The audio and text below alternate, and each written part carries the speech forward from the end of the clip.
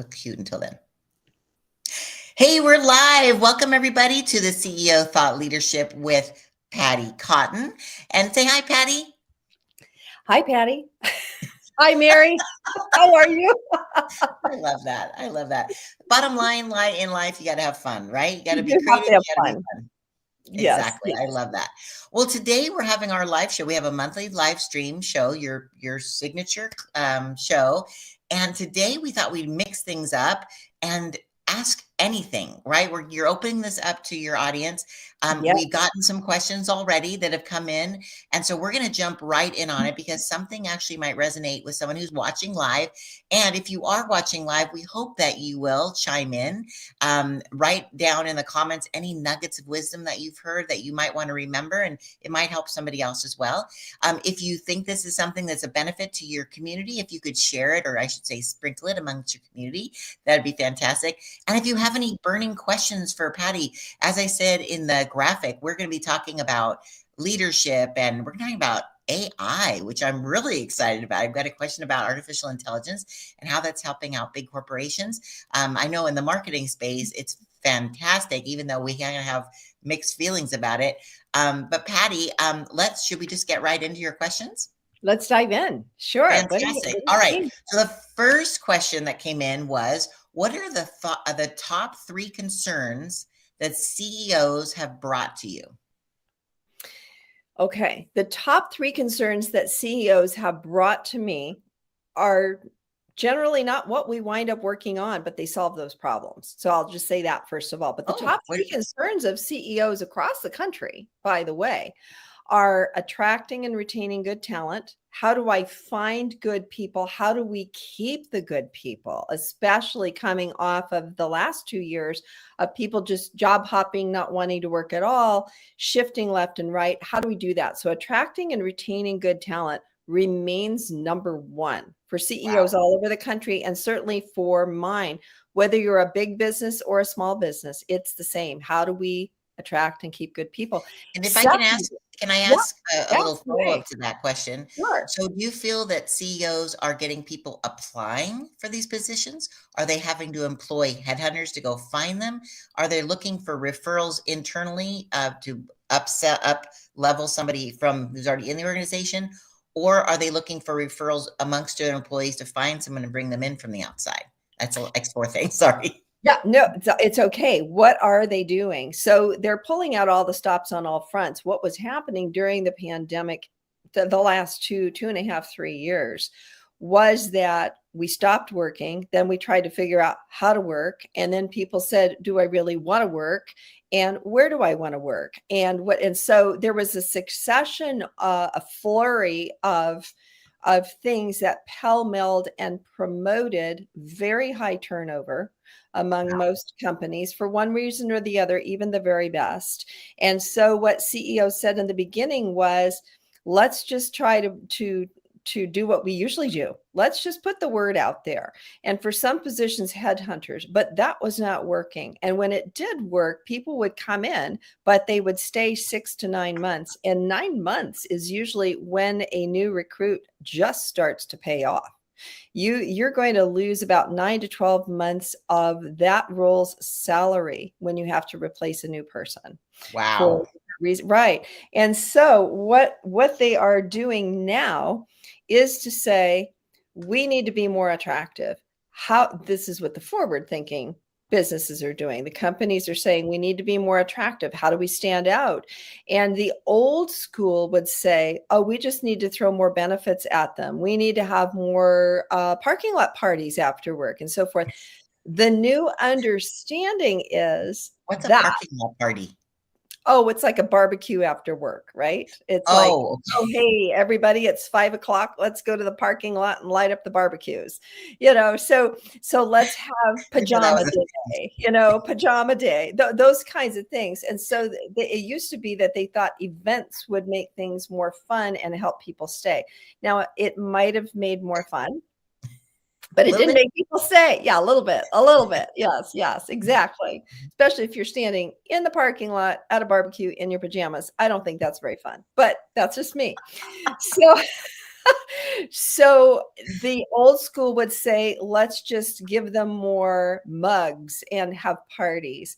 We now realize, and forward thinking companies are saying this, attractive means what does the culture look like? Are we connective? Do we care? Do we have meaningful interactions? Do the people understand how they impact the bigger picture? And those actually don't cost a lot like parties, but they require some shifts in the way that we focus. We need to get back to the relational. We'll be talking more about that when we talk about AI. And so Oh, the attracting and retaining good talent remains tops.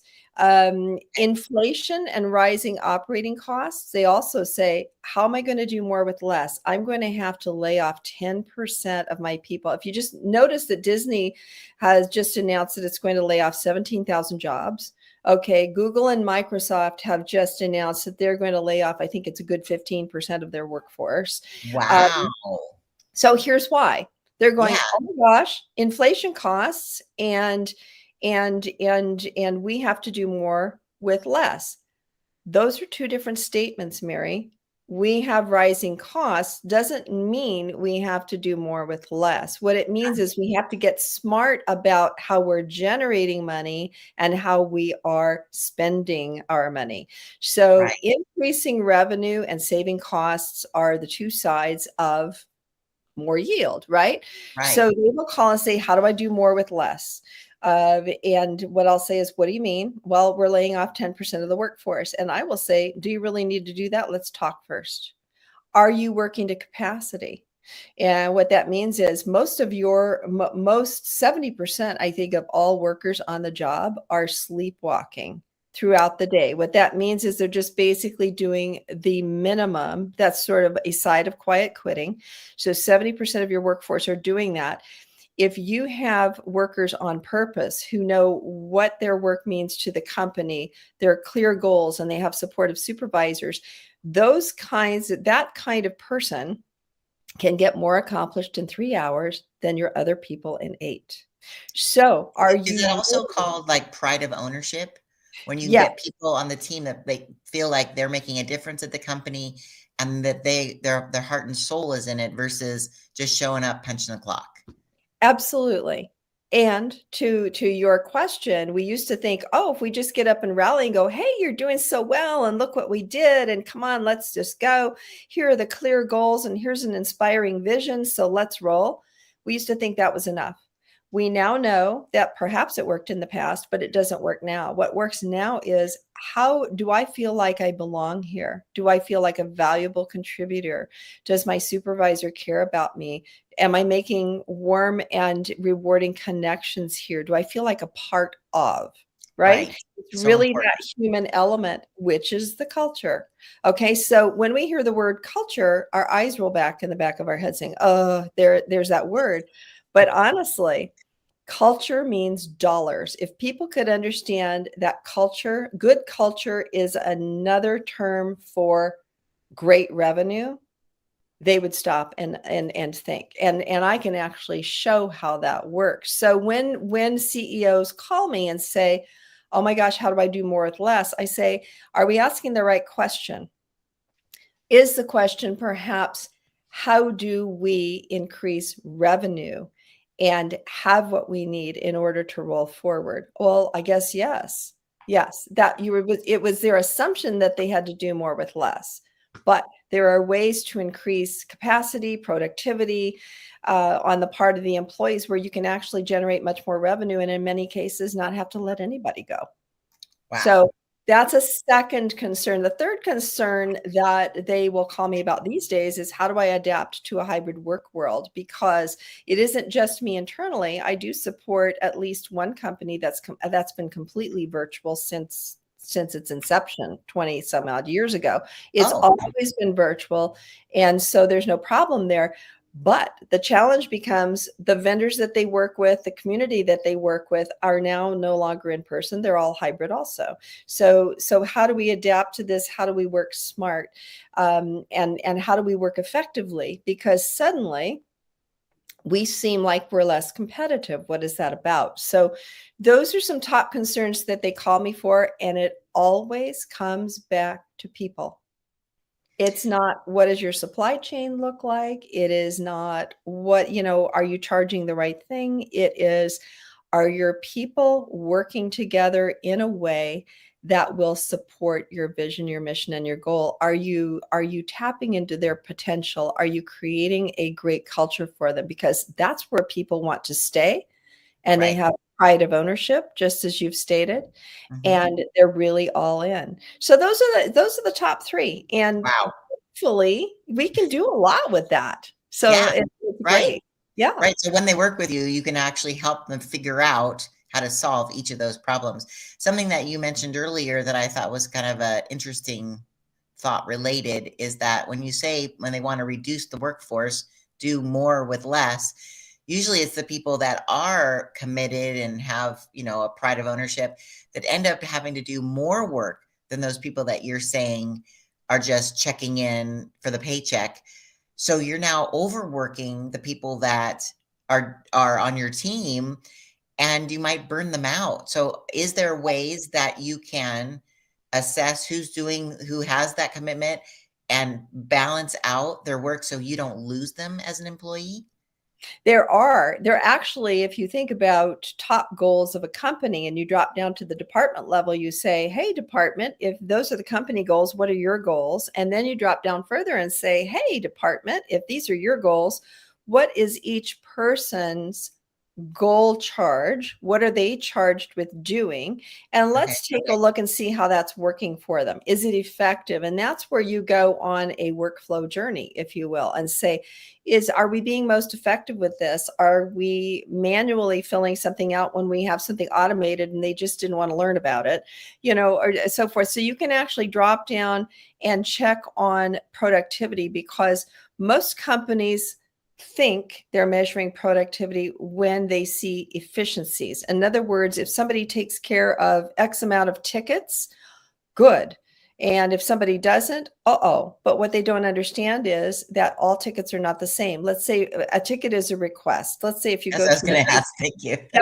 So it Like, takes, let's say you have an IT department where you have two people who receive requests like, help, my machine's not working, or help, the software is down, or the call center's down, or right, whatever. So each one of those represents a problem translated into a ticket, because somebody is filling something out saying, hey, please come help me. So you've right, got these two people, and let's say one has 10 tickets and one has 40 tickets. And you go, well, clearly the one handling 40 is doing more work, when in fact, perhaps the one handling 10 is handling much bigger projects, more complex, that require more time. So right. when a company president goes in and says, I want to know how, or the president shouldn't, but they will drop down to micromanage there. Let's say a senior Right. level VP will say, why are you only doing 10 and the other guy is doing 40? We're going to fire you and get somebody else who can do 40. Because he's measuring efficiency, which is 10 tickets against 40, instead of effectiveness. So very different. Efficient, effective. Efficient is check, check, check, I got it done. Right. Effective is how well did I make things work, right? Right. And you really Move need the needle. Right. We really need both, but companies are measuring efficiencies without understanding contextually what they're measuring, what they ought to be measuring, when they really should be looking to see if things are effective. Right. Yeah, yeah, yeah, Interesting. We actually got a question from the audience, which is yeah. awesome. Thank you, Lisa. Do you feel bigger companies are switching to remote work life to keep employees happy? Is The that bigger employees were switching to remote work life to keep people happy. They are now reverting and saying, I think it changed my mind. I think I want you guys in. So they are looking at hybrid to keep work-life balance, because Lisa, thank you for that question. Work-life balance is a big one for company happiness today, for satisfaction. And so what they're doing is exploring hybrid, which is come in part of the time and be remote part of the time. And how do we make that work? right? What that also means is you don't just come in 2 days a week. What that means is, what connects are you having when you're in the office? How meaningful are the meetings? What are the discussions you're having? Because you could come into an office 2 days a week and leave and be completely anonymous. What if you never connected with anyone? Or what if you attended a meeting and you thought, we could have done this on Zoom? There was no Right. personal connection here. Yeah. So they are currently exploring work-life balance and how the hybrid work environment can support that. Those that have not yet embraced the remote part of hybrid are still asking the question about work-life balance, and they are looking at letting people go early on a Friday if they want to work a little longer. Another, they're jostling about with different ideas. But As long as guess you get your work done, so to you speak. do, yeah, you do. But there's also something to be said about creating relationships at work. I mean, I think a lot of times, especially the up and coming generation who's just coming out of college, they're not creating that pride of ownership of the company when they're working in Yeah. their bedroom on a laptop. They're not creating those relationships, going out after work, saying, hey, let's all go for a weekend getaway. Like you have when you're in person, that's so important, I think. Is that something that we're suffering from as well?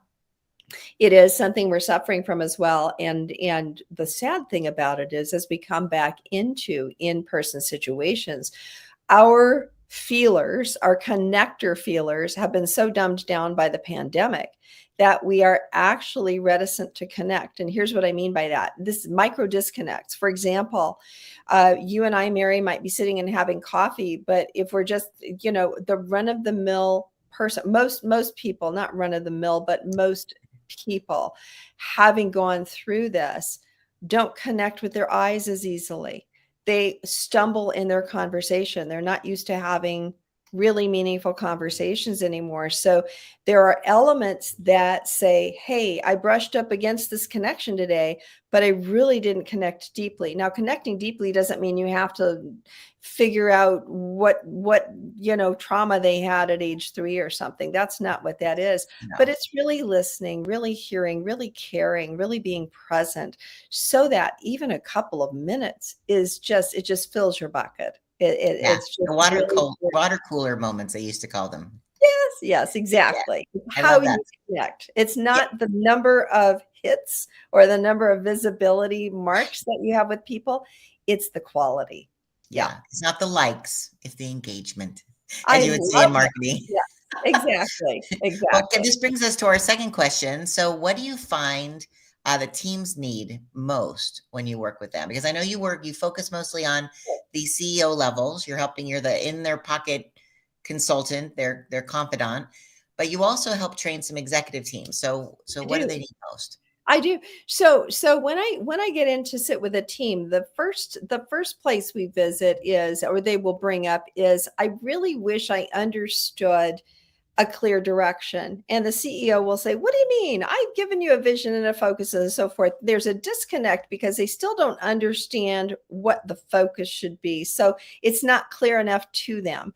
And Right. so what that means is we really need to clarify the direction we're going, because this is our vision. So, and what does that mean for me? What does that mean for my area of responsibility, for us as a team? And so that's the strategic focus. Then they'll ask me about the collective approach. And what I mean by that is, they said, could you clarify what our goals and responsibilities are? Because we heard all about where you want to take us, but what does that mean for us? And we just talked about that a little bit. Now, in the past days, we would have said, put a bunch of talented people together and give them shared goals and clear direction, and they are going to be high performing. And that's not true. That's the foundation of a high performing team, but that's not enough. We now know that teams, and this is what they ask me to do a lot of, is how do we improve the way we work together to get the work done? For Okay. example, you may have two people on a team that just will do anything to avoid talking to each other, and they built something up in their minds, and you may or may not detect that when you get in the room, but sooner or later it's going to surface. So what are the Right. elephants in the room? Well, he never gets, his people never get their stuff to my people on time. And so, I just, he's not a good leader. There's a lot of inner storytelling that keep us from working well together. And so teams will say, well, if my compadres here would just, they would just work harder, then we'd be fine. But Wow. what I'm usually called in to do is to help them reshape the way they interact, even if there's no problem, to really rev it up to a next level so that they are a high performing team. And the difference between an average performing team and a high performing team is not twice, it's 10 times, it's tenfold what an average team can do. It's Wow. usually tenfold, because once you elevate the conversations, you move past those things that keep you in a stuck space. You know, there's a whole big universe out there, and high performing teams know that, and they get excited about doing that together, and they Right. accomplish so much. Yeah. Wow. Well, another question came in from Lisa because it's kind of follow up from the last question, but it kind of ties into what you just said, you know, and I agree, like that whole parking lot party, that's part of team building. Do you think Yep. companies are going to maybe bring some of that back? I do think so. So here is another top concern of CEOs, and it's within the top 5, and that is learning and development, and that tandems with team building. Right. People and companies are really looking for companies that provide learning and development. But when they say that, they also mean learning how to work together, progressing together, and so forth. So yes, team building is coming back, and it's going to need to come back in an even stronger way now that AI is here. AI has been here for a long time. Your Right. face ID, your caller ID, your call center, when you call someplace and you roll your eyes because you don't get a real person on the phone, but the robot is listening and reading what you wanted to, Right. AI has been Did here. you mean, did you mean Yeah, yeah, I did not understand. one? Yeah, but there will be more meaningful team building needed and more connectivity, because AI will take over some roles and responsibilities, but it cannot replace the human element. It cannot Right. replace the sense of belonging, of human connection, of caring, of compassion, of how do we work better together as people. So the relational piece, so there will be much more of that, and the skill building that goes along with it. If I care about you, how do I have a critical conversation with you if I need to provide feedback and I want you to know that you're valued, but we've got to fix this thing, Right. And so Not to those hurt their kinds of, feelings. right, right. Those kinds of things will be what team building will focus on. It's the who are we together? How do we operate together? How will we deal and handle conflict? All of those people skills that in the Right. past people have gone, oh, that's nice, but they really don't pay off. Those are the ones that pay off. And those are the ones that we'll be focusing on even more, thankfully. I love that. I love that. All right, comes to our third question. So you deal a lot with helping leaders and their teams step into more potential so they can do things better. But Yes. this involves change, and change is hard. Why Yeah. do most people find change so darn difficult? You know, It is true. We all find change difficult. We are creatures of habit. We are creatures of comfort and security. So when we know how to operate a certain way, it doesn't feel good if somebody tries to change the way we operate, because we've got to figure that out. It's kind of like putting on a new outfit and seeing if it fits or not. It just feels a little funny. And so we will unconsciously or subconsciously revert back to the way that we know things work when we do things a certain way, and we try to force things back into their place. And so, because of that, being a creature of habit and wanting that security and safety, we're loath to make change. Normally, there's a fear underneath. If I do this thing that the company is asking me to do and I don't do it well, will they fire me? What if I look bad? What if I did? So, but people don't usually go that far in their thinking. They just go, oh, don't want to do that. No, I don't like it. Yeah. And so if we can get underneath what we're really worried about, what is the real question? That helps us change. For example, you have a CEO who's a very poor listener, right? Yeah. And I think we've talked about this before. I can pick another one. Well, let's just go with this one again in case people haven't heard it. He walks into the kitchen at break time and everybody suddenly stops talking. He's like, ooh, I've got a problem. So he calls me. I don't understand it, but and they say I'm not a good listener, but I think I'm fine. And at that point I said, I would like you to ask your wife and come back to me. I really did. And he called me, said, she thinks I'm a bad listener. I said, okay. All right. So we have something here. The one So, person that will tell him the truth, right? Her right. and you. Right. Well, so we did a little discovery and we found out he really did, he was interrupting. He was giving his opinion very freely. He wasn't listening to other people's perspectives. And so he recognized this. Okay, so now it's time for change, right? Right. He says, yeah, as much as I want to do it, I don't know why I keep sabotaging myself. I keep going into that kitchen. If I hear something by somebody else, I go, well, you know what you ought to do.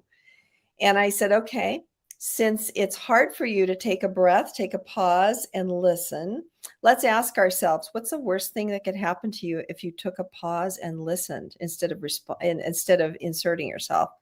Well, he said, then they wouldn't know that I had a good idea. And I said, so what's the worst thing about that? Well, if I didn't have a good idea, I mean, I'm in charge. I'm the boss. Aren't I supposed to know everything? Oh, really? So Okay. you're worried that if you don't know everything, you will be seen as incompetent. Yeah, and they might replace me. I said, "Oh, now is that really true, John?" He said, "Well, I guess not, but I guess that's what was underneath." And so there are fears underneath that, as irrationally as they might seem, are what keeps us from making that change. We're afraid of losing something. And so once we expose that, it's not enough to say, oh, well, Nike, just do it. Right. Then you have to say, okay, how do I start? And I said, what feels safe to you, John? Well, I guess I could pause and breathe and count to 3 before I say something. Okay, let's start with that. So here's what's so interesting about this. This is kind of like the what about Bob baby steps. Right. But in fact, there's real truth to it, right? Because if you take small steps, the brain is seeing the body do something and it says, oh, look, the body is still safe. I guess we're okay. And then you take the next step and the brain goes, oh, look at that.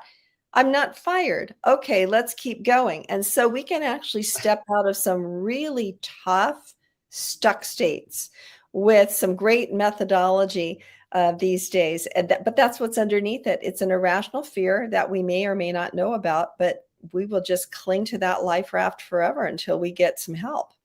Right. Isn't that interesting? I mean, it all comes down to human nature, and we all carry baggage from our childhood, from other experiences and other jobs or failures or success. Like we all come through this lens, right? And I Yeah. think sometimes we think those at the top have figured it all out, but they're just as insecure as we are. So I think when you come to the table recognizing that we're all human, that we all have our insecurities, but you're transparent about them and Yeah. what you bring to the table, I think it would create such better. I mean, again, I'm not an expert like you are, but it just seems like that would make life so much easier if everybody just came forward and it's like, hey, this is what I'm dealing with, and am I off track here or something? Like, is that something you would suggest? Or do Yeah. you, or I mean, I don't know how that works. Yeah, and you're bringing up such a salient point. When you are a sole contributor, which means you have a specific task or talent and you contribute to the company in that way, but you're not supervising anybody, that's one level. You've got to change stuff. AI is going to come and it's going to write code for you. What are you going to do now? That's already frightening, right? Unless you know the answer, and there are answers to that. But then think about the supervisorial. Now you've got a whole bunch of people that have those fears, and you have a fear about managing that besides managing yourself. Now go up to the top and say the leaders have they risk losing the most, and they are perhaps the most fearful because they have an entire orchestra full of people, if you will, each with their own fears, and the changes that are coming their way and how to deal with those is very challenging. I have a change methodology that I take companies through that will Oh, actually teach leaders and their teams how to watch for it, how to coach their people through it so that they don't get that resistance. But unless you have the tools, it can be devastating to a company and most of all to the leadership. Yeah. wow. Wow. So you actually really do save them money by helping them, prevent things happening and change them as it go. I love it. Well, this brings us to the last question, which is how are you preparing your clients for AI? And we actually received a question about that, where she said, "Are you feel companies are prepared for AI in the metaverse at all?" So, are they prepared, and how are you helping them become more prepared? Well, each industry is asking itself, how will AI affect us? Mm. And the truth is, it's always going to affect them in different ways. So they're going to have to keep fielding changes. What it will not do is it will not replace, as we said earlier, the human element, the connectivity. What it will do within roles and responsibilities is call people to higher critical thinking.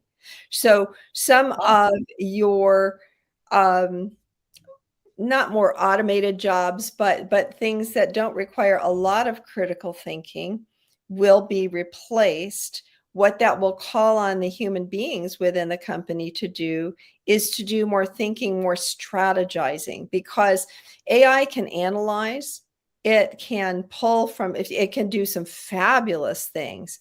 yeah. But when it comes to the critical thinking of the human being, to the ideation, to the creation, that the innovation that people can do together, and to effectuating that with other human beings, it cannot replace that. It can't be your supervisor. It could be, but you won't like it and you'll leave, right? You're not getting the human, you're not getting the, how are we doing this together? And so what as each industry looks at how AI is affecting them and what they need to anticipate, the more forward thinking companies are actually working on their emotional intelligence skills at every level of the organization. Oh, I am wow. called more than ever. I'm called more than ever, not only to work on the EQ skills of the CEO and the executive team, but some of my team works at the managerial level to help the managers and to teach the line employees about EQ, so that you have an emotionally intelligent organization. Because it went together. If you can bring everybody along together, then everybody's with you, right? And it makes a much nicer work world when we are highly relational together and care about each other and impact in a way that brings purpose to our lives and to the community. I love that. I love that because it's true. You have to keep up with the times, but you also have to keep that human element. So you retain those employees that are going to make your company run. Yeah. And to the note or to the comment you made about the president and his like, I think I might be fired, or I think I need to know everything, right? I think Yeah. that we're just we're assuming that everyone thinks what's already in our heads, and they most likely aren't. Like people don't. No. They're Yeah. so worried about themselves. Yeah. You're Yeah. it's crazy. Yeah, They so really are. And you bring up another good point, which is, if I don't know everything, am I obsolete? You can't ever know everything. I can't ever know everything. And so we need to move from being knowledge experts, which the forward thinking leadership is doing. We can't know everything. We can't even surround ourselves with people who know everything. That's out the window. What we need to become is master orchestrators, an orchestra together, conducting together the information that's coming our way. And that is a higher form of leadership. It's more strategic, it's more critical thinking, it's more connective and inclusive if we do that together rather than focusing on the mundane. So it's actually can be, it's a very exciting prospect. It shouldn't scare anybody. The question is not how will I deal with this? It's how do I jump in and make this really great where I am? I love that. I love that.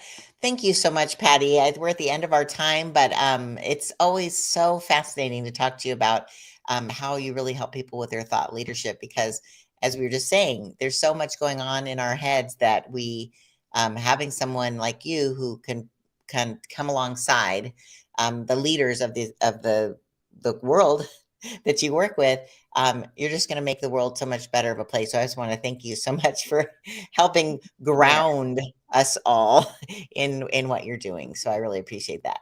Mary, thank you. What a pleasure and a privilege for me. Thanks so much. You're so welcome. All right. Until next time, everybody, if you have any questions, please make sure you circle back. If this is the first time you're watching this, let us know by saying that you're watching the replay.